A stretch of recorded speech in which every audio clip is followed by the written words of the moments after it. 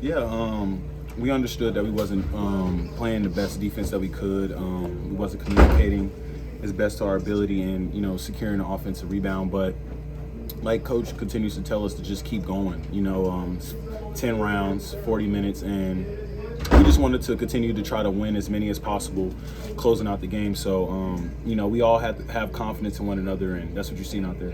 Nike scored 10-plus points in 12 games now. You guys are 11-1 in those 12 games. Can you just talk about how valuable he is when he's really on? Yeah, Nike's a tremendous player.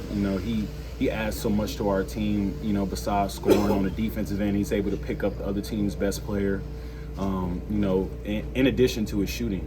He's a three-level scorer, and, when we have him coming off the bench, it definitely gives us a spark, and you see that. JB, you guys are in this close battle at halftime, and you come out and win by 10. Mm-hmm. What does that say about Coach Capel and the way that he was able to bring you all together for that second half and then go on that run? Yeah, when we come in here, we regroup. We understand that nobody remembers the score at halftime and that there's another half to go. And he continues to put the battery in our back, continue to give us confidence, and continue to point out the things that we can do better going into the second half. And it's up to us to execute, and we do that. Is it nice to get some payback against these guys? Definitely. We lost one at home, and we wanted to, right the wrong here. So we came out with energy, and we knew what we had to do. I noticed you guys came on the floor relatively quickly out of halftime. You guys were on the floor, I think, like 2.5 minutes before Florida State came back out. How quick of an understanding did you guys have of that, adjustment, so to speak, for that second half and what Coach's message was about? Yeah, I don't feel like we did anything out the ordinary. Coach continued to do what he does in halftime, and we continue to regroup as players. And then after everything was said, we got out as soon as possible so we can get our bodies moving again. We had some guys in foul trouble that might not have, developed the rhythm in that first half. So we just wanted to get out there and get our bodies moving again. A lot of people wrote Coach off before the year started, 4 losing seasons, not really knowing what's going to happen this year. What does it say with the position you guys are in, just about the job that he's been able to do this year? Yeah, he's a tremendous coach, and he has a locker room that believes in him. He has a locker room that's pulling in the right direction, and the results show. Everybody's bought into him. Everybody feeds off his confidence, feeds off his energy, feeds off his IQ. And, this whole locker room is grateful to have him. You mentioned how it's a 10-round matchup, and it seems like round 8 was where you guys delivered the knockout punch when Nike really got started. Yeah.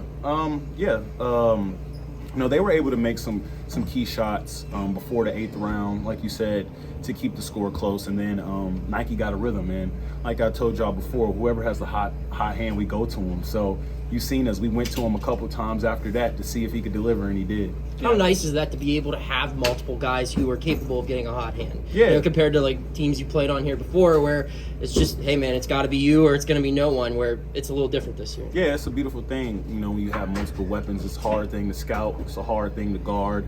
And for us, it's just about putting each player in a position to where they can be effective. And Coach continues to do that.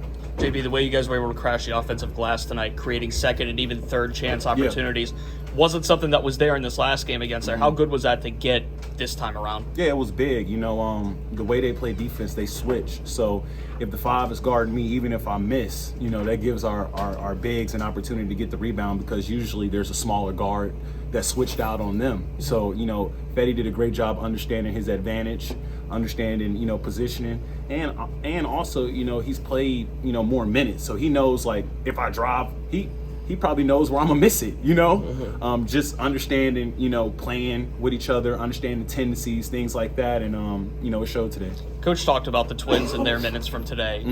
How much are they just growing, and how much more comfortable are they getting from your perspective every time they get on the floor? Yeah, for the Twins, I feel like they're growing their wings while flying. And through the experience, each and every game, they're getting better. And, we love the energy that they provide, and everything that they do on the floor, is big for our team. 11 wins now in the ACC. That's how hard it can be to win in this conference.